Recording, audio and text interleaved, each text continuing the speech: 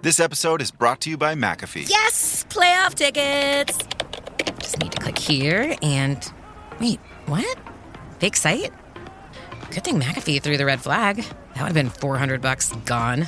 McAfee blocks risky sites so you don't pay for seats and other things that don't exist. Plans start at just $39.99 for your first year. That's cheaper than parking on game day.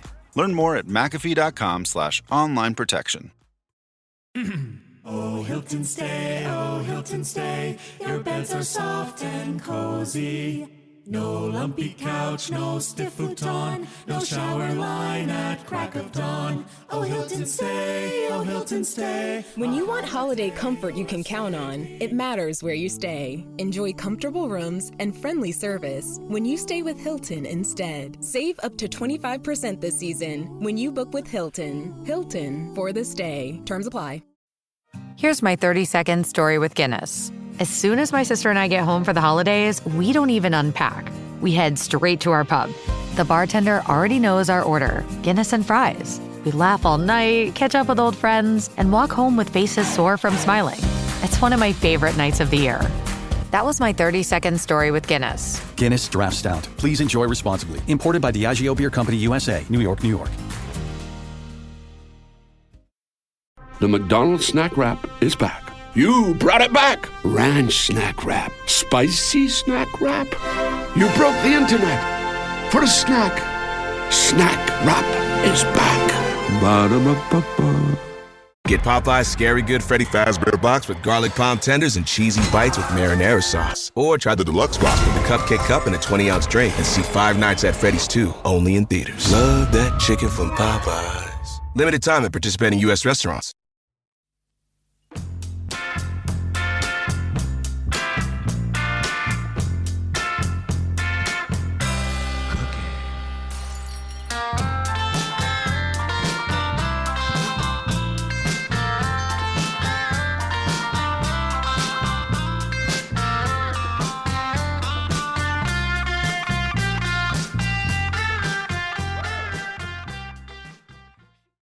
Hey everybody, it's Weird Islanders, the podcast, back once again. My name is Dan. That is Mike. How are you this evening, Mike?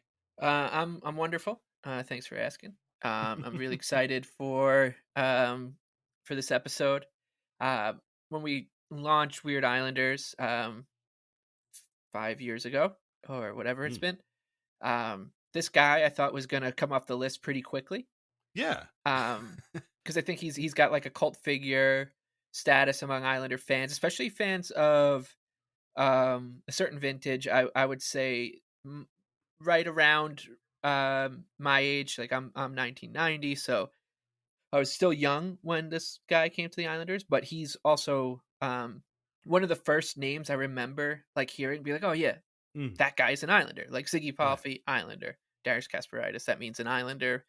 For me, like it was this guy, like Steve Thomas was another one. And but yeah, so he was like one of the first names that I knew, and I said, well, that guy plays for the New York Islanders, and his time on the island was pretty brief, so it also meant like one of my first reckonings with what happens when you get traded. That well, he's not on the team anymore. Well, what do you mean? He was there yesterday, like, you know, that whole thing. But also this player as a fan of as a history, not a history buff, like there are certain figures or kings and queens, royalty, who are kind of they like straddle both sides of the bridge in different eras. You know, if you go from like Stuart England to Tudor England, etc.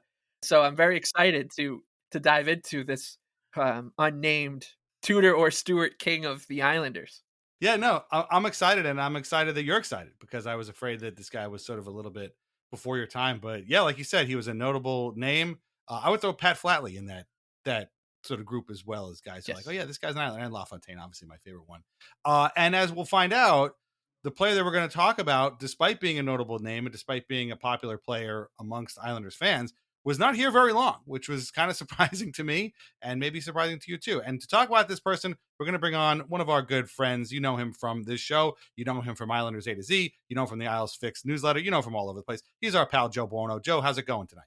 Good evening, gentlemen. IslesFix is my number one stop every morning when I get to work. It's the first thing I read. I love what you've been doing, and this is year 4. I want to say year 3. How many Oh my years? goodness! Yeah, I'm going into the 5th year. The first year was the COVID UBS arena year, Right. so this will be the 5th year going into it. That's crazy. What has changed over the course of 5 years? Has it gotten streamlined? Is it a little easier for you? Do you find it you're trying to like whittle down things a little bit? Yeah, it's formulaic. It's formulaic to a sense, right? The Substack is kind of my canvas, and you kind of have kind of the go-tos on how to source all the information and how to capture it at a high level enough with enough detail where people can kind of breeze through things in a couple minutes and kind of get fully caught up and or get my kind of feel and vibe on the team as to what's going on right then and there. So every year I have this around this time I have my conversation with myself about how I'm just going to stop doing it. Why am I doing this? and then something's going on and the itch comes back, and I'm there on the West Coast trip at 2 a.m. Putting on the final touches of some gifts and some witty comments. So, and trying to come up with the fun headline each and every morning. So now I appreciate you and all the subscribers and paid subscribers. There's a tremendous amount of quality Islanders content from the beat writers, from the online things, what you guys do. And I just enjoy being a little, piece and part of it, and kind of unique that I get to source from everything. All the best stuff that's out there, like this interview, would be right at the bottom. So, everything that's going on in this crazy Islander world that we like to live in, you get to get caught up on it in a few minutes and a few scrolls. Yeah, no, it's great. And again, you're more than just a little part of it. You're an integral part of it for me, because it is an invaluable resource. And yeah, I get what you're saying. I mean, anybody that's been a blogger and had to like write that recap post, if you'll notice when you read the recaps of Lighthouse Hockey, the West Coast games are really, those recaps are pretty short, right? Because it's like, I gotta go to sleep now. You write hopefully there's no 7-6 games like that one against the Canucks for many years ago, but but it's great. I'm glad it's continuing. I would look forward to it every morning, and I look forward to seeing what's in there, because again, you do source from a bunch of different places, so it's great that you get all over the place. We are here today, though, to talk about a man who I guess is a very, very important player for all of us in growing up watching the Islanders. Again, popular guy. And I'm like Mike. I thought this guy would have been done before, because we're going to talk about the trade that brought him, but not only the trade that brought him to the Islanders, but the trade that traded him away from the Islanders. And I'm pretty sure we've talked about almost everybody involved in those trades that we could talk about who was a weird Islander. And except for a couple of stragglers, but I mean, all the key players have been talked about except for this one guy. And so finally we can talk about him. And so Joe Buono, will you please reveal the subject of tonight's episode of Weird Islanders, the podcast? He's a defenseman. He won a Stanley Cup with Patrick Waugh. He's a New Yorker, and he spells his first name like the new Islanders GM, Mathieu Schneider. Going from Matthew Darsh and Matthew Schaefer to Mathieu Schneider. It's going to be a lot of fun.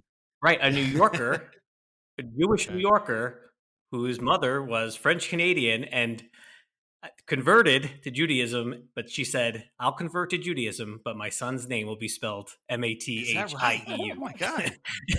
Well, I'm not sure if she demanded the last part, but probably a little give and take there. You really sold me on that. I thought that was... Yeah, Wikipedia's got a lot of info. That's crazy. We're going to get to all this, the entire career of Mathieu Schneider, although we're going to focus mainly on the Islanders part. But a reminder that we are on Patreon, patreon.com/IslandersAnxiety. Membership gets you ad-free episodes, bonus podcasts, written posts, and a whole lot more. So sign up today, patreon.com/IslandersAnxiety. Okay, Joe, we showed you the list again. You went right to Mathieu Schneider. It did not take you long to get back to me. And again, this is a guy who really, by all rights, should have been talked about before season 5 of this show. But here he is. So what made Mathieu Schneider stick out to you? Was he, again, like very much like for Mike, was he like a formative guy in your sort of Islanders fandom? You guys alluded to it a little bit in that when you sent this over to me, it was also the anniversary, I think 33 years now, of Don Maloney taking over for Bill Torrey. And that in the background of my head when I received your email and was scanning through the names was the fact that Mathieu Schneider, arguably, or maybe not arguably, was part of, in the last 30 outside of the Butch Goring trade, part of maybe the worst and maybe the best trade in the last 30 years in Islanders history. Yeah. Yet he's not the guy that people talk about in either trade. Yet he played 1,000+ games and had an amazing NHL career. Yeah, seriously. Yeah, we're gonna get to all that soon. Yeah, but yeah, no, that's true. I mean, Mike, as a younger fan growing up, you talked about how popular he was and how he was a notable guy for you. Like, what do you remember about this from that time? Like, people talked about him as this was a big trade. He was going to be a core piece, something like that.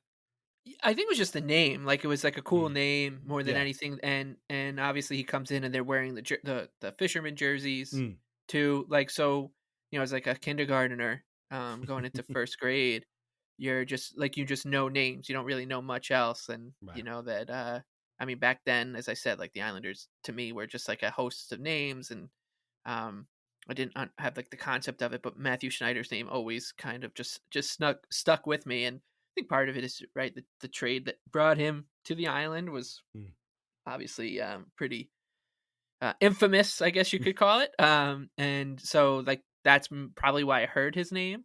And then he not only did he have a cool name, but with those jerseys and like how the font just kind of collided, the letters and numbers just like collided with each other, like wearing number 72, like Right. it just, there was no room on his jersey. No. So there was just like a lot of different things about him that like just stuck with me. Yeah. And I don't know, I feel like probably because he was a former Canadian that when you look at watch or you look at Getty pictures or whatever from back then, there's a lot of pictures of Mathieu Schneider in that jersey. Or at least it feels that way. And I feel like you see a lot of Mathieu Schneiders to this. You see more Mathieu Schneider jerseys walking around the concourse than you'd think as well. So I don't know. There's just like a lot. There was just like a lot about him beyond what he did on the ice that would stick with a 5 or 6 year old. I mean, I'd be going to probably go to 4 or 5 games for his first season. He was probably one of the best players and most well-liked players on the team at that time. So just that kind of stuff just will make an impression on you. And it just as that era was known for, it didn't last very long because there was some itchy trigger fingers around the Islanders back then for a variety of reasons. Yeah, no kidding. I think the name, the number, the look, we were talking before, I totally did not realize that Mathieu Schneider wore the classic Islanders jersey when he first arrived. And then, also wore I always picture him in the fisherman. So he kind of straddled both those things, but there was definitely something about him. He definitely felt like a notable guy. Again, the name is very, very unique. We'll get to his Jewish background in a little bit as well. But I think, something coming from that Canadiens team that was very, very good, as Joe said, won a Stanley Cup in 1993. Was actually drafted by the Canadiens in the 3rd round in 87. Was a very rare player in his day because as an American, as a New Yorker, he went to school in Rhode Island. I believe it was Mount St.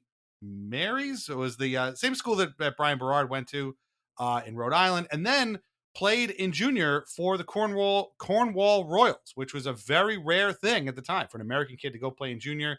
He talked about this on Hockey Night in Canada, the hometown hockey, Ron McLean cringe fest that they do every year on Sportsnet. It's pretty awful, but it is interesting that he went there and had that kind of background. Let's talk about your trajectory, because first of all, how does an American kid end up playing in the OHL for the Cornwall Royals? It's a long story, but essentially I was at the World Junior Camp, the U.S. Junior Camp in Lake Placid, which is a couple hours south of here. My dad had a friend who knew Orville Tessé, who was taking over the team, just left the Chicago Blackhawks the year before. And I came up just to play a few scrimmages and kind of match up against some of the Canadian kids. And within a week, made a decision to come up. I had never really had any intention of coming to play junior hockey, but it was criticized a lot at home. There was no question about it for coming up, but it worked out really well. My brother ended up coming and played 3 years after me when I was here. Of course, the interview does not say anything about his time with the Islanders at all, but I wouldn't be surprised there. But he plays with the Canadiens for a long time. Plays with the Canadiens for 8 years and wins the Cup in 1993. And then in 1995, he gets traded. And from what I've been able to piece together, yes, he was traded with Kirk Muller to the Islanders for Pierre Turgeon and Vladimir Malikov. We'll get back to that in a second. But from apparently what happened was there was a bit of a dust up in the Canadiens locker room between Schneider and Patrick Waugh in a practice or something. And well, let's just say that probably had something to do with the trade on a certain level, I guess. But yeah, let's stick with sort of Canadiens Mathieu Schneider for a minute. Because yeah, I mean, he was a notable player and he came over in this trade that, as you said, Joe, is one of the worst trades in Islanders history. But for a time, it looked like maybe they had scored a good piece in Mathieu Schneider. And also, I don't, you would have thought that with the Canadiens knocking the Islanders out and ending the spring of '93 run, that I would have this vitriol for every player that donned that jersey in the way that they kept on winning overtime games and kind of just breaking your heart. And the Islanders were one of 4 teams that they did that during that run.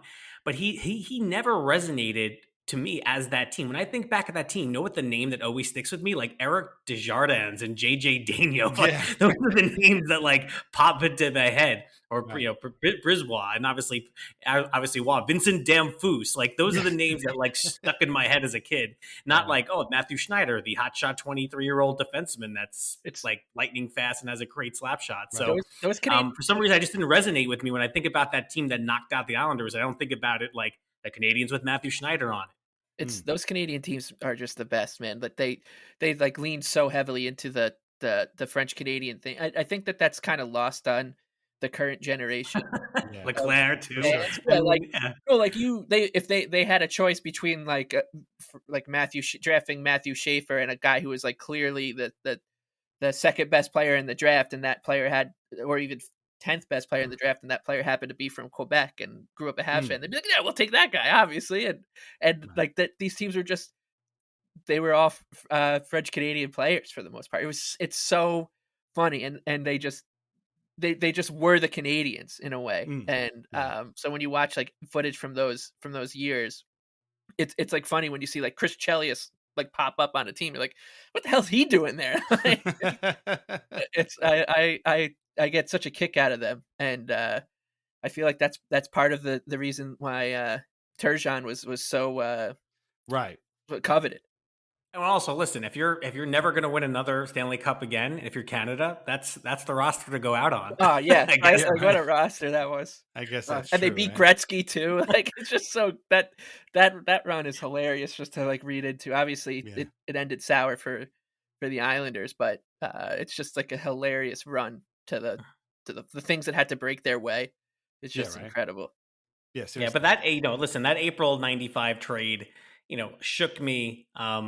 As an Islanders fan, as a going to be, I guess, 14-year-old Islander fan, I've told this story elsewhere in the past that, I had made the big decision the year earlier that, Pierre Turgeon was going to be the first jersey that I ever donned with a name on the back. And I didn't get like the Authentics. I'm not even sure if they sold the Authentics. I don't really recall, but like there was the local place that would do like the screen prints and, the iron-ons, and got the Turgeon 77 on there. And I mean, it maybe got like 4 or 5 months out of it. And then that trade happened. And it was just, it was like the favorite player of all, like your favorite player, Handsome Pierre, 58 goals, 92, 93.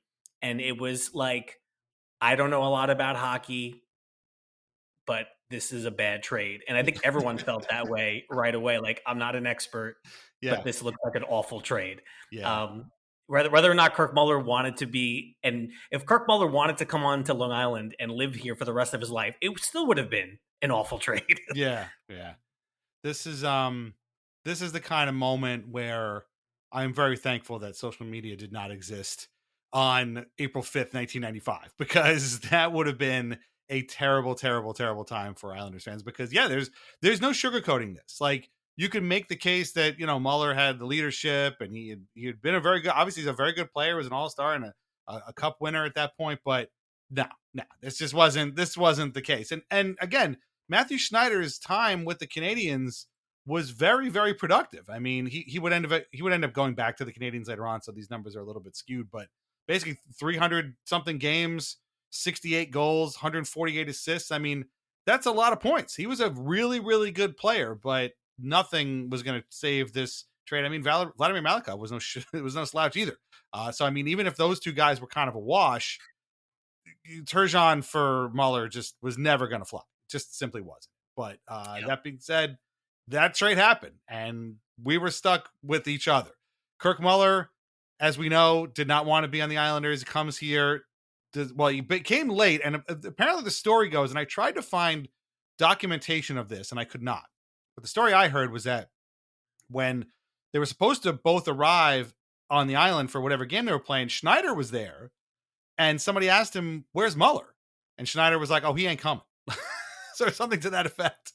So he might have been the bearer of bad news that kicked off an entire saga that, everybody is sort of regretting now these days. But to make a long story short, Muller did not want to come.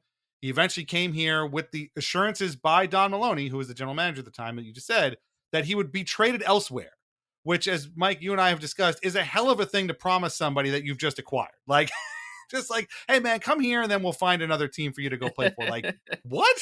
What are you talking? Like, that's how you got him to come? Tell him you're gonna go someplace else? What? It's the classic, something we say at the beginning of every season, which is that Islander fans, I think, especially those who grew up at this time, you don't trust that all the players are just going to come back, even though they have to, and you're just like, it's almost like a surprise. Like, okay, everyone's here to count it for. They're not. No one's holding out. No one's demanding a trade. No one's on a bus in Slovakia. Like, it's the same thing. And so it's by hook or by crook. You got to get them here. And if it's promising to trade them right after they come here, it's hey, whatever gets them to Don the fisherman, at least for one night, it worked. So. And we talk about Don and the fisherman, and talking about how there are photos of Mathieu Schneider wearing the classic Islanders uniform. There was video and photos of Kirk Muller wearing the classic Islander jersey as well. And there's even one photo that you can find online of Kirk Muller beaming ear to ear, big smile, wearing the Islander jersey at like a press conference. So I guess when he stopped weeping, he smiled for a little bit. And then you talk about kind of, closing your eyes and thinking about Mathieu Schneider and even Kirk Muller. You think about them in those fisherman jerseys, and in a strange way that almost feels like an expansion team. Like you're an original fisherman Islander, right? Like that group is like the original fisherman Islander with like the teal, and like if you were building an expansion franchise, this is kind of what it would look like. Yeah, the roster both on the ice product and in the way the merchandise and memorabilia came out. Yeah, and I think this is what I was trying to articulate about him having kind of like one foot in both in two very strange eras, right? Like, and the fact that he wore the classic jersey, it kind of puts that on the nose, which is that he was there for those beautiful royal blues, the dynasty kind of vintage jerseys, but then come October, like, a completely new circus was in town, and right? Got to see so this is what it's like here. Like, there's a lot of legends and Stanley Cups. A couple years ago, we played this team in the conference final. Like, this is normal. And then all of a sudden they're like, oh, by the way, when you report back to camp in August, all hell will be breaking loose, both on and off the ice and in the fan shop. So get ready for it. Outside and protests and the newspapers, everything. Yeah. And Joe, you put it perfectly. Like, it's almost like playing on an expansion team. Like, you get traded to an established team, a 4-time cup winner, a team with a very, very loaded history, even at that point. And then you come back from your off-season training and you're playing for a team with it's like a clown show, basically. Right. And he's also coming from Montreal, which is funnier. Like, oh my God, like, this is not what an NHL team is supposed to look like. The fans are protesting outside about a jersey. They're not like singing our praises in like French and English, and everything's taken care of. We're taking buses to a game. Like, what's going on? Yeah. And then again, the crossover, you had Lauren Henning as the head coach, kind of this linchpin to the dynasty team coming after Arbor retires. You have this weird shortened season where, it kind of like, who remembers the 94-95 Islanders? It's like a nothing, right? It's like there's almost nothing there that you can even... They remember this trade. That's it. It's just this trade. There's nothing else about this season. Exactly. And then so you kind of have that, and then again, like you said, there's like this line in the sand moment where it's okay. It's the Milbury era, it's the Fisherman logo, and yeah, you close your eyes and you think of Schneider wearing that number 72. Derek King, again, one of these guys where you close your eyes about Derek King, you don't even think about him in the Fisherman jersey. You think about him in the classic one, but he crossed over, as did Travis Green and Marty McInnes and Kasparaitis and these guys that were part of the last group that obviously made a deep run in the original jersey before the switch. And then King's there in 27. So Schneider goes with the 72, and the Islanders, and for the second time in a couple of years, have a number 72 after not having any for their first 30 or 20 years of existence. They go from Hextall to Schneider. And then obviously Anthony Beauvillier recently. But do you guys know the one other one? A little trivia question here. The other 72 in Islanders history. Oh, boy. Oh, my goodness. I know the first three. I probably would never remember Beauvillier, to be honest with you. But 72. Was it? Well, let me ask her a hint. Was it super early or was it fairly recently? 2000s, late 2000s. He's also a former head coach, and he's a current assistant coach in the NHL. Oh, was it Craig Berube? Nope. Current assistant coach. Yeah, you're right. I don't know. Mike, do you have a guess? Yeah, give it. I'm drawing a blank here. Jeremy Colleton. Wow. Jeez. Yeah, look at that. He's going to get an episode of this show. We're waiting on a particular guest who we want to bring on to do that. Yeah, only 472 so so That's crazy. And now there could be more now that Lou's not here. Yeah, right. But, 472s. Hextall, Schneider, Colleton, and Bo. That's really funny. Jeez. And now a word from our sponsors. VintageIceHockey.com. Over 100 classic hockey logos on t-shirts, jerseys, hats, mugs, and more. Long Island Ducks, Albany Riverettes, Danbury Trashers, Kentucky Thoroughblades, and so many more. Plus a full line of Islanders Anxiety merch with our portion of the sales going directly to the Center for Dementia Research.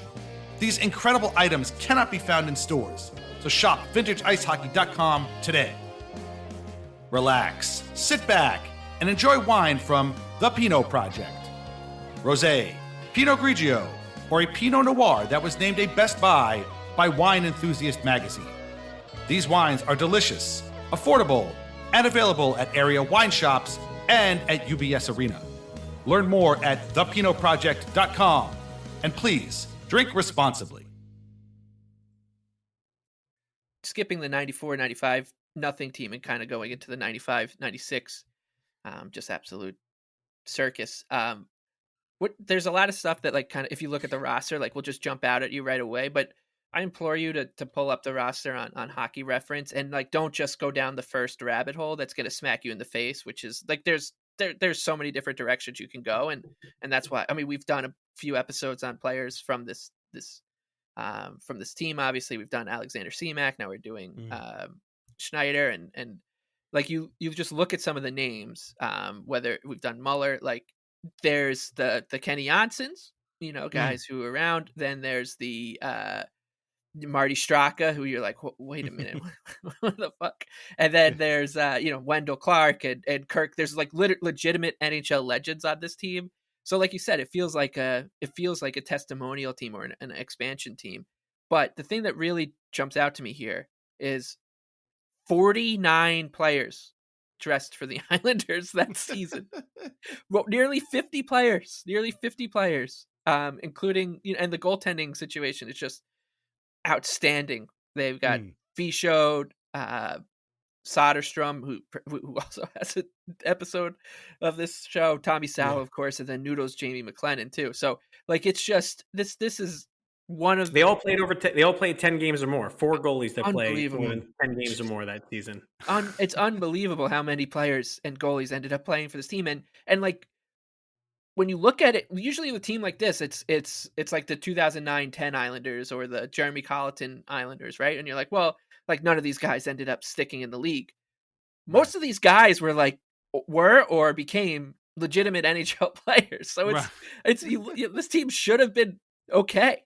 But it's I think things were just such a mess that Man, it would be great to get all 49 of these guys in a room. It also kind of hit me. I looked at the roster too, Mike, yesterday. And again, because of the 93 run and knowing that LeChance is on that team and Kasparaitis is on that team, and you're thinking of them as if they're further along in their careers at that point than they actually are.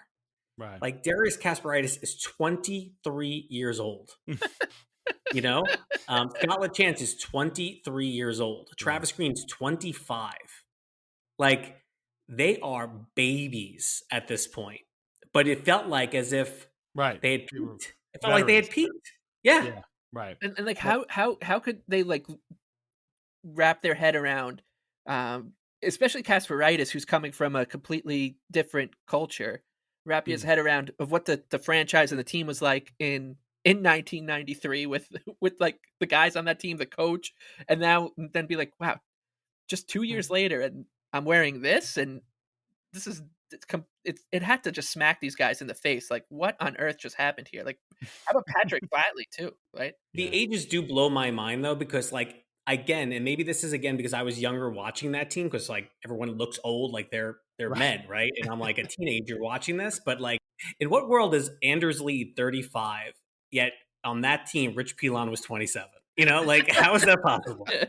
No, it's true. It's true. Everybody looks old. Go look at Wendell Clark's draft photo to see an 18-year-old man who looks like a 42-year-old man. Like, it's crazy. It's crazy. I mean, and even him, like, when you think about him coming to the Islanders and you see the pictures of him, you're like, well, yeah, like, we got him at the end of his career. And obviously, Wendell had a crazy career. 29. Yeah, he was only 29. And if you look at him in an Island, it's like the Bo Horvat trade. It's like getting Bo Horvat at that point. It's exactly like getting Bo Horvat. And you look at him in his Islander jersey, you're like, that is not a 29-year-old guy. No, right. Well, and in fairness, he had way more miles than most 29-year-old, even hockey players. But yeah, no, people aged differently back then. But yeah, no, these guys, again, like Mike said, we had some trigger happy people at the wheel. They like wheeling and dealing, and we're talking about the Maloney era. His successor would be even worse in this regard, although he would make hay in a trade that unfortunately did involve Mathieu Schneider and got the Islanders back some good assets. But what I found funny about the Muller trade, and I've always found kind of funny about it, is that while Kirk Muller apparently trying to do everything he could to not play for the Islanders, Mathieu Schneider was ecstatic. He was thrilled to come to the Islanders. He's coming home. Again, he's a New Yorker. He's a Jewish guy coming to play in a heavily Jewish area. He felt very comfortable coming to play here, and he gets a shot, to kind of run a team a bit on his own. And he's almost the exact opposite of Muller. He's a guy who wants to be an Islander. And of course, he wouldn't stay here much longer than Muller did, but he ended up really doing some pretty good things here, despite not sticking around very long. I mean, he ended up playing only 78 games for the Islanders, but he had 14 goals, 42 assists, 56 points. That's pretty damn good. He scored a goal I saw, and this is where I found out about him wearing the classic jersey, in a game against the Winnipeg Jets. He scores from center ice, like Bobby Bullen in net, right? Yeah, against Bobby Bullen. But it's swept away by the back-checking Marty McGinnis. He's going to miss the net anyway, and then Schneider blasts when he scores! Mathieu Schneider just threw it at the net. Bobby Bullen threw it, and it's 1-0 New York. Right, go big time, but what a way to get the Islanders going. They had a pretty good jump, Howie, when you think of some of the skating and puck control of the Islanders on their first shift, and a lot of it by Wendell Clark, and he feeds it up. Here's Matt Schneider. Now he just blasts it. It's like shooting it in, only put it on the net. It hit him in the right. Which was kind of funny. I had no idea that goal happened. His most memorable goal came in the Fisherman, probably, and it was an OT game winner against the Buffalo Sabres, as called by Rick Jenneret on YouTube, which is pretty cool. Schneider cleared it up on the wing, taken away by Zhitnik. He flipped it back in, but Kasparaitis picks it off. 3 minutes left in the OT. Kasparaitis and May mixing it up. Sent behind the net. Whipped around for Daw. Daw takes a look, can't get it out. Islanders keeping it in with King. He dribbled it in front of the net. Knocked down. Shot by Sweeney, went wide. Sweeney's got it again. Flipped it out in front. They score.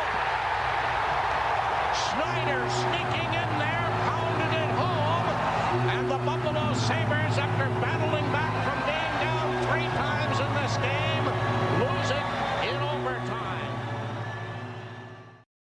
And so this was a guy who really made the most of this opportunity to the point where he represented the Islanders in the 1996 NHL All-Star game, which again, I think is a very forgotten thing. This guy wasn't even here for a full season, and he ends up going to the All-Star game. And as a player, you know, the more I looked at him and the more I watched him and the more I read about him, it occurred to me that, holy shit, Mathieu Schneider was basically just Marc-Andre Bergeron.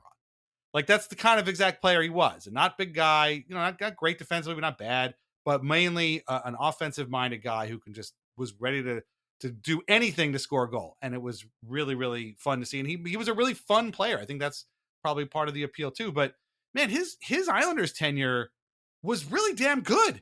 And it's really such a shame that he was only here for, again, 78 games. Wasn't even here for a full season, just split 2 halves of a season, basically. And you and I were swapping text messages leading into this regarding his all-star status, Right.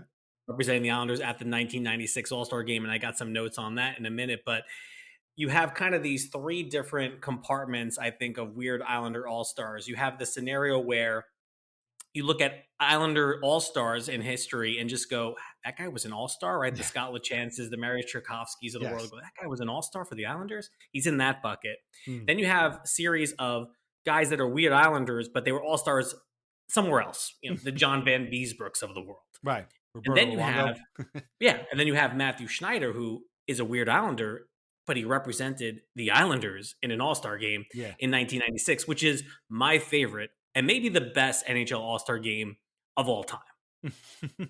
If you guys know that game ended 5-4, 5-on-5, like legit playing in Boston with Ray Bourque scoring a game-winning goal with like 30 seconds left.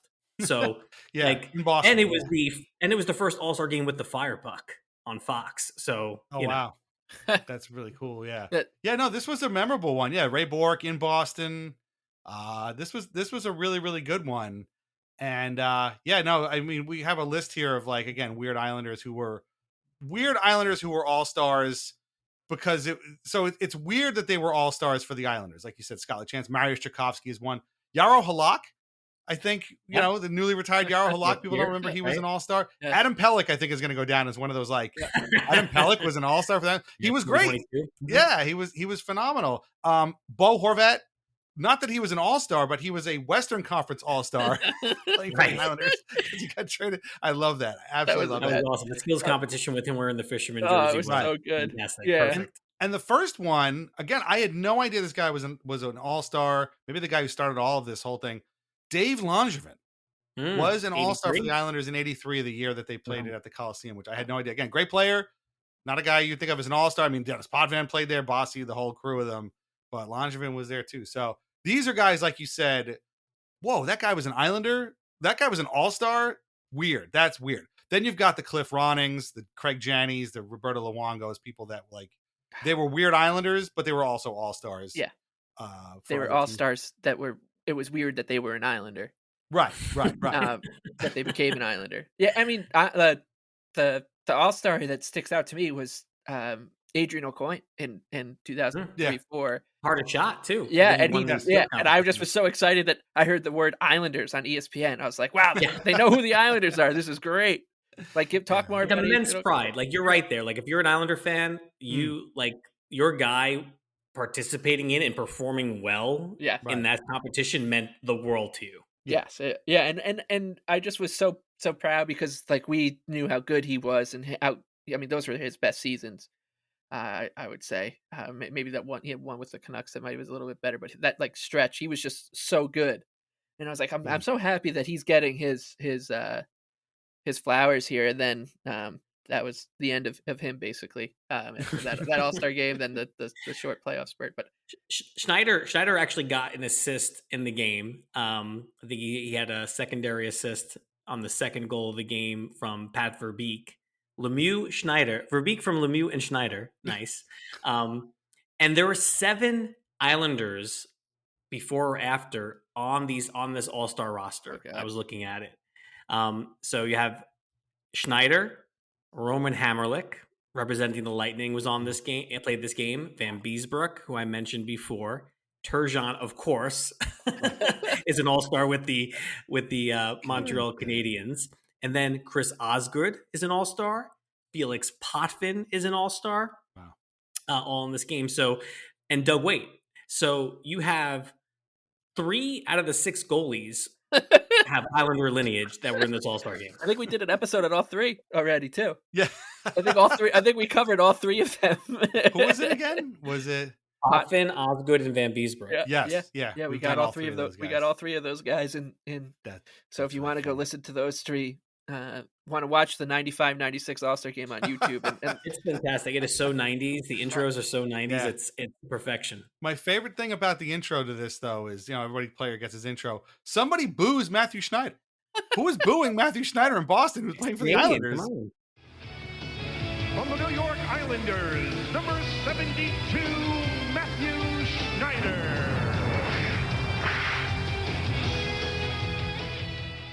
Canadian thing, I guess. Yeah, Canadians, I guess. Yeah, back then. Maybe they didn't like him from Rhode Island. Maybe they ran into him maybe they gave fisticuffs like it with Patrick Waugh. It's possible. Possible. Definitely. Yes.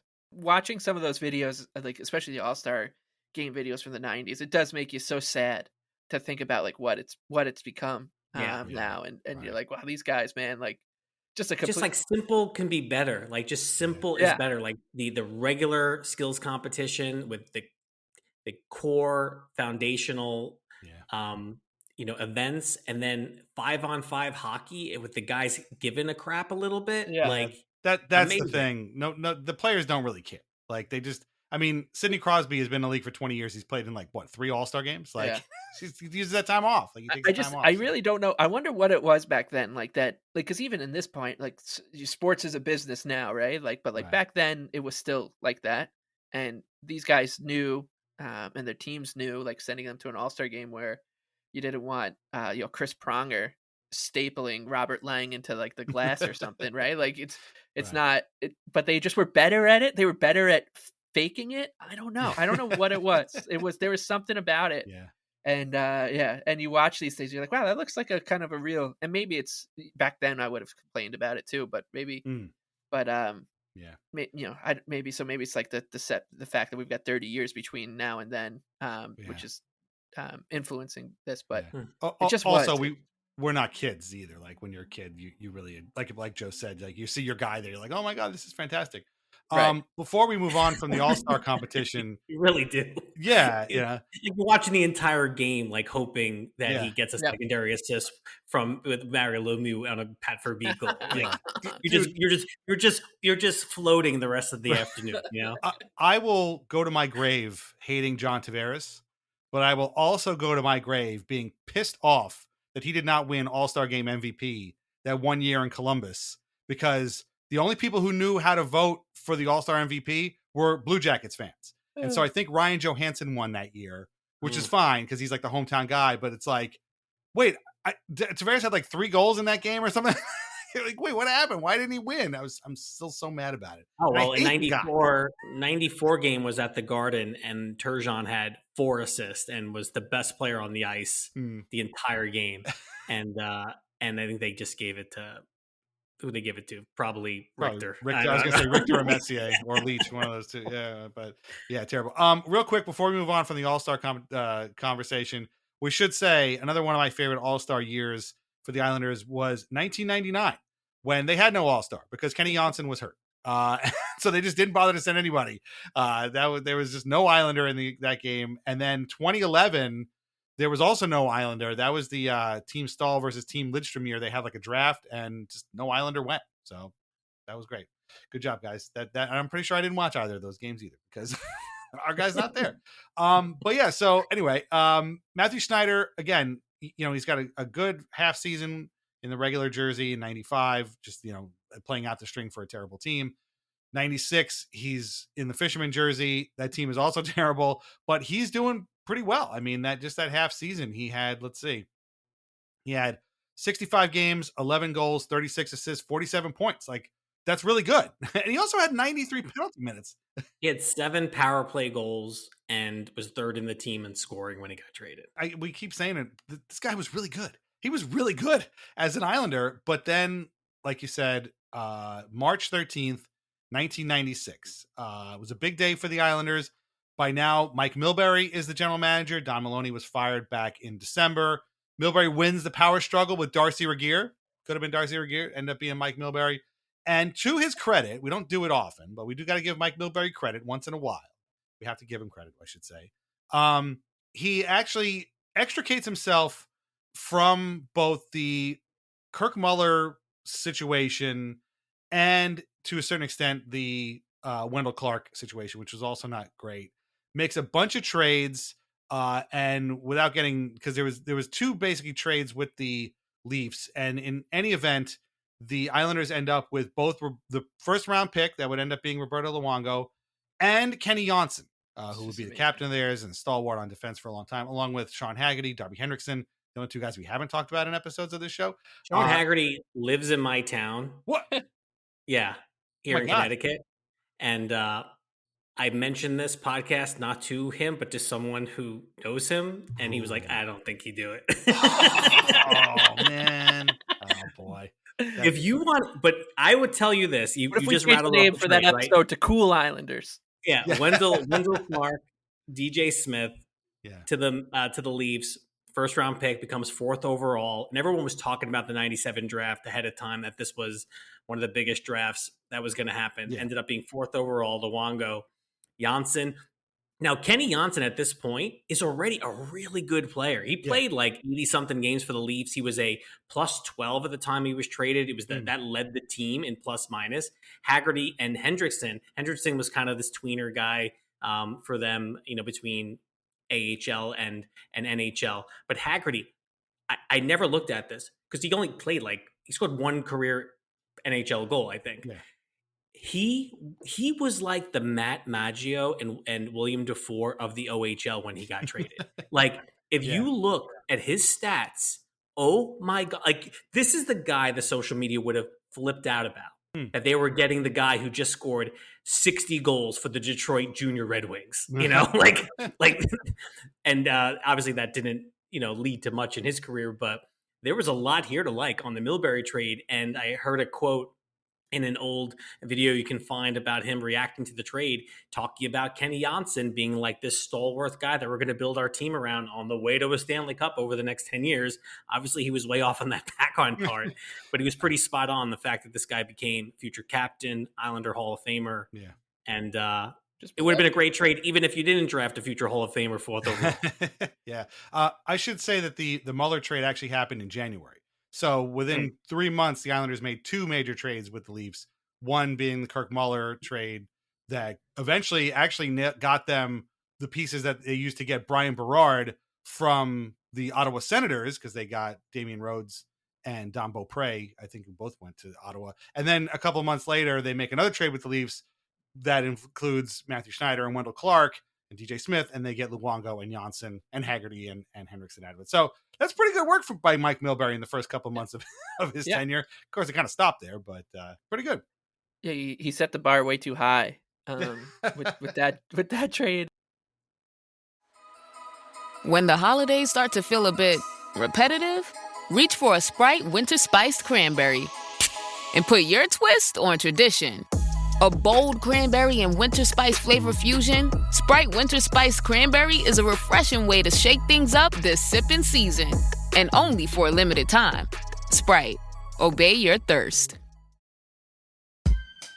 This episode is brought to you by NBA on Prime. This Tuesday at 8:30 Eastern, it's the Emirates NBA Cup Championship Game on Prime. This year's quest for the Cup has been building to this, the championship game, live from Las Vegas. Not a Prime member? Sign up for a 30-day free trial to get started today. The Emirates NBA Cup Championship Game, this Tuesday at 8:30 Eastern, only on Prime. Restrictions apply. See Amazon.com/Amazon Prime for details. The Who's Down in Who Newville were making their list, but some didn't know Walmart has the best brands for their gifts. What about toys? Do they have brands kids have been wanting all year? Yep, Barbie, Tony's, and Lego. Gifts that will make them all cheer. Do you mean they have all the brands I adore? They have Nintendo, Nespresso, Apple, and more. What about... So the Who answered questions from friends till they were blue. Each one listened and shouted, from Walmart? Who knew? Shop gifts from top brands for everyone on your list in the Walmart app. This episode is presented by State Farm. Having insurance isn't the same as having State Farm. It's like needing the protection of an offensive guard on the football field, but getting an elementary school crossing guard. Sure, they're both guards, but you can only trust one to keep your quarterback safe when the game is on the line. So don't settle for just any insurance when there's State Farm. Like a good neighbor, State Farm is there. Does it ever feel like you're a marketing professional just speaking into the void? But with LinkedIn ads, you can know you're reaching the right decision makers, a network of 130 million of them, in fact. You can even target buyers by job title, industry, company, seniority, skills, and did I say job title? See how you can avoid the void and reach the right buyers with LinkedIn ads. Spend $250 on your first campaign and get a free $250 credit for the next one. Get started at linkedin.com/campaign. Terms and conditions apply. Now that we're getting into the trades, I just find it amazing how many times this Mathieu Schneider is traded for Islanders of very different vintages, like, Luongo or Kenny Janssen. And then as his career goes on, he gets traded because he was, I know Mike Sillinger's nickname is Suitcase because he played for so many teams. Right. Mathieu Schneider is probably right there with him in terms of like amount of games played for different teams. He's just on all over the map. And he ends up getting traded for Alexander Karpatsev, who we've done an episode or part of an episode on, and then he's in a trade that involves Jeff Tamberlini, and like even like Islander villains like Sean Avery, he's involved in a trade for like this is just it's. I guess when you're traded this many times, it's bound to happen, but it's very funny how he continues to shape the Islanders' future in ways nobody could have ever predicted. I mean, he would qualify as a weird duck, a weird thrasher, a weird Canuck, a weird Phoenix Coyote. I mean, it's incredible. And he played for I mean, like you could call the Canadians, especially back then, the pinnacle, right? Like they were the model franchise. He played for the Red Wings, who were a model franchise during the in kind of like the end of their salad days, or their like that transition phase between the early 2000s and then the late 2000s teams that win the cup. But he also played for the Islanders at this time, and he played for the Thrashers. And when he played for the Rangers, like the Rangers were an absolute zoo too. So like he did the tour of the NHL. He really saw just about everything you could see, every nook and cranny. Yeah, and the entire spectrum, like you're talking about, played for 4 original 6 teams: Montreal, Detroit, Toronto, and the Rangers, and then like teams that aren't even in existence. Two that are extinct, and the Islanders, who were very close to being so too. So yeah, he knows all about everything and how this league can get you. And I do remember him also in that, like, he is a weird thrasher. For some reason, I thought he was with Atlanta a lot longer than 44 games, because I remember him in that baby blue jersey quite well. And he's like, I don't want to call him a poor man's Chris Chelios, but he kind of and they look a little like him a little bit. He played nearly 1,300 games. Yeah, and they played. I mean, that's such a great. There's elements that can say, like, he made 2 All-Star. I think he made 2 All-Star games, one for the Islanders and one for the Kings. And I think he got traded by the Kings after he made the All-Star game too. So there's just a bunch of weird happenings around this guy's career. Seriously, I didn't realize he played 155 games for the Rangers. Like, that's a long time. That's twice as many games he played for the Islanders. For me, and we've rattled off those. Did we mention Vancouver? Was that the one that we haven't mentioned yet that he played for? He did play 17 games for the Canucks in 2009, 2010, and the same season he played for the Coyotes, where that was his last NHL stop. To me, if it's not the Islanders, I can picture him as an LA King, which I thought he was very good for the Kings back then when they were kind of like finding their way, and for the Red Wings. And I could have sworn he won a cup with the Red Wings, but he didn't. They went to the conference final one year and they lost to Anaheim, who he would play for the next year. Schneider would go on to play for the Anaheim Ducks, which I totally did not remember. I guess he was probably some sort of like Scott Niedermayer replacement or whatever. If you guys had to pick one of these other teams that he played for that you would remember him right off the bat, like which one do you associate with him? Which one do you associate him to the most? Joe, who do you? Yeah, I mean, excluding the Canadians, it's still probably the Rangers, because I just remember not liking the fact that he was there. Like because again, like this was a guy I really liked, and kind of again, I was trying. He was my hope that this trade could not this worst trade of my young life would turn around, and just did not like him doing good things for the blue shirts. So That's funny. Canadians notwithstanding, because I think that would be first. Probably the Rangers. Yeah, because those games. Whenever the Rangers are on I know how you talked about this, Dan, like you can't watch these games. Whenever the Rangers are on a power play, you just close your, you don't need a good puck moving defenseman with a slap shot, doing things against my team. That's pretty funny. I had totally forgotten he played for the Rangers, and that's his most noted team to you. That's not the Islanders. That's crazy. Mike, what about you? Where do you picture him? Is it the Atlanta Thrashers? Or you? Yeah, I think a very small club. That's really the one that like jumps out just because of that jersey, but. Also, I could have sworn if you had told me to come on to this podcast and rattle off every team Mathieu Schneider played for, and if I'm missing one, I lose my spot on the podcast. I would lose my spot on the podcast because I could have sworn Mathieu Schneider played for the Oilers at some point. Like I could, because I can close my eyes and picture him in the oil drop jersey. The guy who designed, I can't remember the guy who designed it. Todd McFarlane. Todd McFarlane. Yeah. That jersey. I can close my eyes and picture him in that jersey. And I think it's because he wore just about every other like weird 90s early aughts jersey that's out there. Yeah. Or like the when the NHL, like the Coyotes jersey, the maroon one. And then obviously when the Ducks changed to their weird one, then they got the Islanders. Like he was joining teams when they were undergoing weird jersey shifts, I should say. So like Islanders, Thrashers with that one. The Kings had the weird one at the time. That's a tremendous eBay collection he has. Yeah, right. Yeah, exactly. It's probably worth a ton of money. He probably wore the Rangers like Statue of Liberty. I think was probably coming around at that time too.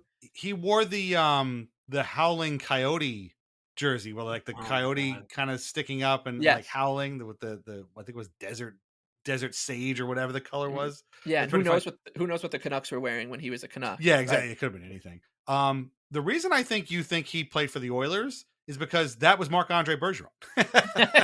Almost certain. You're like, wait, isn't that Mathieu Schneider? No, it's Marc-Andre Bergeron, because they're probably the same guy. Yes. But yeah. And you think about all the teams he played for, so it's kind of died down now, but like if you're a big baseball fan, maybe you still do it. Like remember Immaculate Grid and that like whole rush of like Padoku and everything. Like he is like money. Like he the one man Padoku, your go-to. You can probably get half the board using Mike Sillinger and Mathieu Schneider. Like you use them. Maybe throw in Olli Jokinen in there. These guys have played for 10 teams that are Islanders. You could always kind of go to that well if you're still playing that. Yeah, I think Olli Jokinen and Mike Sillinger are up there, and Mathieu Schneider are up there in terms of like well-traveled Islanders. I feel like. Maybe Cliff Ronning too, but this guy, I mean, and like we talked about with guys like Bergeron, like Ronning, there's a reason they get picked up often. They're really good at what they do. And Mathieu Schneider, like you said, 1,300 games, was a really, really darn good offensive defenseman. And his final season was 2009, 2010. He played for the Coyotes. I think he might have spent a tiny bit of time in the AHL that year. Yeah, he played for the Manitoba Moose a little bit that year. But yeah, he hung it up. He was 40 years old. And I guess that was the end of that. His number wearing history is also hilarious. 72 is the least of his strange numbers that were all over the place. So he retires and he goes into the Players Association, and he spent 12 years with the NHLPA, which is really, really cool. And what's funny about this is if you travel all the way back to his time with the Canadiens, one of Mathieu Schneider's sort of most famous incidents involved him taking the ice in practice shortly before the first NHL lockout in 1995, when like the labor strife was coming. We knew something was going to happen. Can they get a deal? We don't know. This is Gary Bettman's like his, I guess, third year in the league or whatever it was. And, or maybe first year running the league. I'm not even sure. And Mathieu Schneider takes the ice at Canadiens practice with a piece of tape over the front of his helmet that says, Bettman sucks. And I remember this very clearly. What's that? It's Jim McMahon moment, right? With Pete Rozelle and the headband. That's his version of it. And so I remember this very clearly. It was a very funny thing. Chris Chelios got in trouble for like threatening Bettman's life at one point, like, oh, if I see him, I'm gonna break his neck or something stupid like that. This is what Gary Bettman was dealing with. I mean, I'm sure he heard a lot worse and has heard a lot worse over the last 30 years. But it's so funny that this guy, and apparently Schneider did call Bettman around the time and apologize to him and everything because tensions were high. But it is so funny that the Bettman sucks guy ended up spending a dozen years with the NHLPA. Like, that's just that's just really funny. And yeah, just before Marty Walsh took over, Schneider left the organization. I don't know why. Maybe he thought he was going to be the president or something. But I thought that was kind of funny. And I got the picture here. And if you've never seen it, you got to see it because it's uproariously funny. I remember I could picture, as soon as I read that, I could picture that picture because I've seen it a million times. That's funny. Joe, do you remember this at all? The Bettman? I honestly did not remember it. When it happened. I've heard there's the Puck Gary, hats that I think were there during, in like 2012, 2013. Right. I saw this in preparing for today's podcast. Someone referred to this as his Bettman sucks decal. And I'm like, I think that was just masking tape. Yeah, it was just tape. It was just, I don't think this was like a decal. I don't think it was a big operations. No. But yeah, so subtle. So glad that someone snapped that photo. Very interesting helmet that he's wearing in the picture too. They definitely don't sell that model anymore. And it just kind of brings you back to how crazy that was as a hockey fan. They're coming off of the 93-94 season. We all hate, at least those listening to this podcast, how it ended. But hockey felt hot. Like, it felt hot in New York, obviously, and it felt hot around the league. And they were Eastern and Western Conference and all this momentum. And then to go like ice cold and not have hockey again till January. It was absurd. It was completely absurd. And really, I mean, for people in this area, like Mike and the Mad Dog would be breaking down NHL lockout, like collective bargaining agreement stuff daily, in December and January, again, because it was a huge story because, if you're a Ranger fan, you're waiting all these years for the banner to raise, and there's no hockey season to do it. So yeah, that was cool. I had not ever seen that picture before you shared it to me. Yeah, shared it with me. That's pretty funny. I remembered it pretty clearly. But yeah, no, he did apologize, and I'm sure they've had a good laugh about it for a while. But and I started to say this before too. The other thing is, over the course of time, it took a while, but Mathieu Schneider finally started to get his due as a really quality player for 20 years or 30, was it 20 years in the NHL? Yeah. He played till he was 40. He had 21 seasons. He finally started to get some recognition as a really quality player and a guy who, yes, he played for a lot of teams, but that's because he was really, really good. He was inducted into the U.S. Hockey Hall of Fame in 2015. And just last year in 2024, he was named to the National Jewish Sports Hall of Fame, and I'm pretty sure he's the only Islander who's in there. I don't know who else would possibly be in there, but he might be the only player representing the team in there. But either way, that's really cool that he's finally getting some recognition for being a really good player in his era.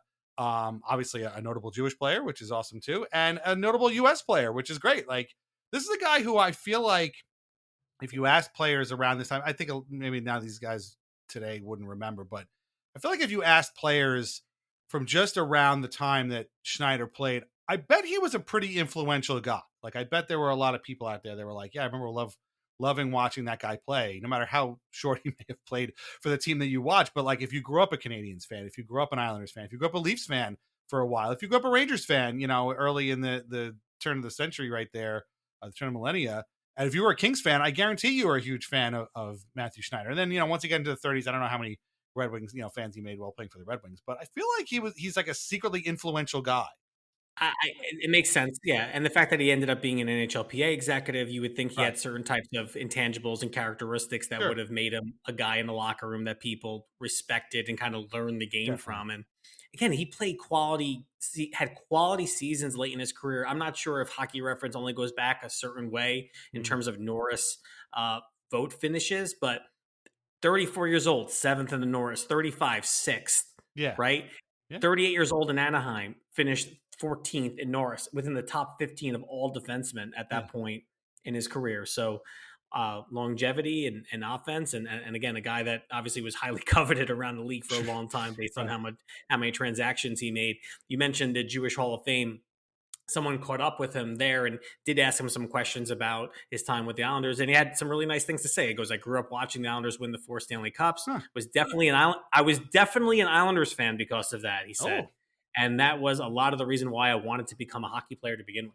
There you go. Well, I like him even more now. There you go. That's pretty cool. He was influential, kind of just, I guess, across the board in such a bizarre way here. Like, I feel like if you're an Islander fan from 90 on, born 91, whatever, like my age on, like you kind of just know Mathieu Schneider. Like he has like this weird pull to him for a guy who was not here very long and played for some bad teams, but he sticks out. Like not he's like a step or two below Palffy, obviously, but he's like right there in that kind of core group of players from that era who people would rattle off if you were like just doing like name a guy from those eras. So I don't know. Yeah, he's got some, not just here, but across the league, I guess he's pretty influential. And I will say that it shows how influential he was, because you linked to a goal he scored against the Sabres in overtime, wearing the Fisherman jerseys, and this is just a beautiful 1 minute 52 clip of 90s stuff going on, and Islanders are wearing the Fisherman whites. You got the Fisherman, the ice logos, like the center ice logos, the two twin Fisherman logos with the beautiful Nassau Veterans Memorial Coliseum font. The EAB is a sponsor on the board, and like the Wiz and stuff like that. So it's just wonderful. And I'm watching this video earlier today, and I noticed that Schneider scores the goal, and when he celebrates, you could see he's got a letter on his jersey. He's like, "Oh yeah, well, he was an alternate captain," but he was wearing a C that day. And I don't know if this was like a thing back then, maybe that like if the captain was out or something. But if you look and you watch the video as he's celebrating, you could see it, and it's clearly the C. It's not an A. Wow. Yeah. I didn't even know. We're gonna have to do some. Yeah, at the 33-second mark of this video that you send, this is and look, the fonts of those jerseys are very weird, but I know what the A looks like on those jerseys, and I know what the C looks like, and that is a C.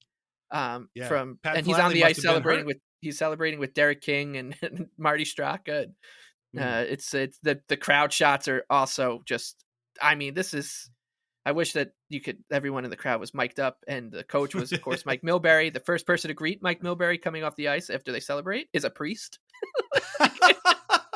This is and the opposing coach that day, Ted Nolan. Yep, it's just this is Wow. it's this video, and yeah, there's Mathieu Schneider wearing a C. So oh man, that is blowing my mind right now that he was wearing the captain C on that. I remember seeing a clip of like Trottier with the C after a goal at some point in the 80s, and again, I feel like that doesn't happen anymore. No, it definitely doesn't. No one does that. No. C for the day. I'm looking now, and Pat Flatley definitely didn't play against the Sabres that year, so he must have been hurt. Right. That game. But yeah, they just were like, screw it. Matty, you're the captain.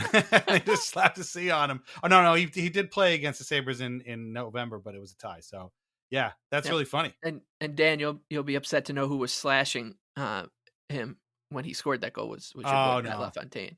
Hey, well, you listen. You know what? In the heat of the moment, I can see that. Maybe it was the jersey he hated. Let's Pat LaFontaine definitely would not like to play. Yeah, but honestly, this is just a beautiful video, and you guys stick with it to the end too, because this was on the Sabres network. Yeah. And like the score bug that comes on at the end, like when they're signing off, is once again just brilliantly mid-90s stuff. And so yeah, do yourself a favor and take 2 minutes out of your day to watch this outstanding video. Yeah. Maybe that's just the way to tie it up. Mathieu Schneider, brilliantly mid-90s, even though he started in the early 90s. And I'll also give you one more thing to kind of as a kicker here. I found online in eBay there's a Mathieu Schneider card you can purchase. It's available. And it's the back of the card, right? It's this card. It's called Black Ice is the card. And on the front of the card is him in his Islanders blue jersey, right? In a game against the Tampa Bay Lightning. And then the back, because it must have been in between seasons, it's the Fisherman logo, right? That's out now, but they don't have any photos of him on the ice in it, right? So it's the old Islander logo with the new one on there. And then the kicker on the description of Schneider is that he came to the Islanders in the deal that brought Kurt Muller. Mm-hmm. And like, that's how he's still thought of, right? He's part of this trade that was part of this Muller trade, and he's part of this Janssen trade. And in between you have, this guy that had a remarkable NHL arc. Yeah. I was blown away by learning stuff about a guy who I thought I knew pretty well. And turns out that I didn't know him really at all. Right. And he was much better for this team than I thought in a much shorter period of time than I thought. And maybe that's why he hasn't been. It's taken this long for him to come. Is because I feel a similar way, right? Like I feel like I knew Mathieu Schneider, the Islander, right? Like because he was well known. You knew what his skill set was. You knew he had a really good NHL career both before and after he came here. You knew things were weird here, but then that's the beauty of the show is that when you do open up the wall and see what's behind, the wallpaper, and you're like, oh God, there's some rot over there. Then you find some good stuff and whatever. So. It's he's a perfect weird Islander in a way that he's got his one foot in two very different eras of both the Islanders and the NHL. He flew around. Mike, you got me down this rabbit hole now. I'm finding online that at some point someone purchased an authentic Mathieu Schneider Fisherman's Islanders jersey, white with the C on it. Wow. That must have been the game worn jersey then. Yeah, that had to be. That's probably that's beautiful to hear. That's amazing. That's amazing. If you are listening to this, or ma'am, kudos to you. We salute you. That's amazing. And Mathieu Schneider, amazing player. And Joe Buono, amazing pick. This has been phenomenal. I love it when we're all learning together. We're having fun. We're remembering guys that were here. Great pick. Any final thoughts from you on Mathieu Schneider, or anything to look forward to the IslesFix? Hey, I'm looking forward to the other Mathieu doing his thing. I think it's been going into this year, and probably what my attitude's going to be come newsletter writing time. It kind of feels like this year where, like, no matter what the outcome is, the trajectory still feels on the up. But right now, that's my attitude. I don't know when this episode's going to come out, but hopefully the vibes are still high when that is. But either way, I'll be reading IslesFix. I'll be talking to you. Thanks again so much for coming on. We hope you had a great time again. Thank you, Dan and Mike. This is awesome. Reminder that we are on Patreon at patreon.com/IslandersAnxiety. Membership gets you ad-free episodes, bonus podcasts, that stuff. Find our music on Apple Podcasts, Spotify, Amazon Music, audible.com, everywhere you get your podcast. Please leave us a review where you can. Also sign up at the Patreon for free to get our weekly release calendar. Our theme song is Knuckles by Bjorn Falk. Listen to more of Bjorn's music on Bandcamp and Spotify. Read Lighthouse Hockey every single day for your most up-to-date Islanders news and discussion. Also read the IslesFix newsletter every single day for your most up-to-date Islanders links and podcasts and everything else going on there. Islanders Anxiety podcasts are part of the Fans First Sports Network. Shop vintageIceHockey.com. Try wines from the Pinot Project. Mike, any final thoughts on Mathieu Schneider, short-time Islander, but kind of awesome Islander, and apparently very influential and impactful Islander as well? Yeah, I think you nailed it when you said like he's like the perfect 90s dead puck era into the new age NHL kind of torch carrier. He did it for the Islanders. It's not a torch you want to carry from the like the Islanders of that vintage into the Fisherman Islanders, but he carried it and actually did it with class and dignity, which is incredibly hard to do and believe because most of the guys would not be doing that, especially where he was coming from. And then he did the same kind of when he left, and the NHL was a changing, volatile place, but he kind of just did his thing wherever he went. So just you know what? It sucked that he was a Ranger at one point, sucked that he was a Maple Leaf at one point, whatever, but he's just a guy that I was very glad was in the NHL. Anytime I hear his name, I kind of smile because I either think about how crazy the Islanders are and how bizarre the NHL was in the 90s. And he's also a good, we always joke like, oh, he's a weird duck or he's a weird this person. He's also a good reminder that this show really only works for Islanders, because if you were to ask a Ranger fan about Mathieu Schneider, I'm sure they'd be like, oh, fuck that guy, he sucked. The team sucked back then. And they don't see the, the sense of humor in it at all. So, 100%. True. A guy, Yeah, that absolutely. I'm just very happy we got to do this episode. I'm very grateful that he was here and we got to do this with a wonderful guest. I could not agree more. This was great. Joe, thank you again for coming on. Really appreciate it. Everybody sign up for IslesFix newsletter if you haven't already. Thank you for listening. We'll be back in a couple weeks with a brand new great guest and a brand new Weird Islander. Until then, keep the Islanders weird, and we will talk to you soon. Take care.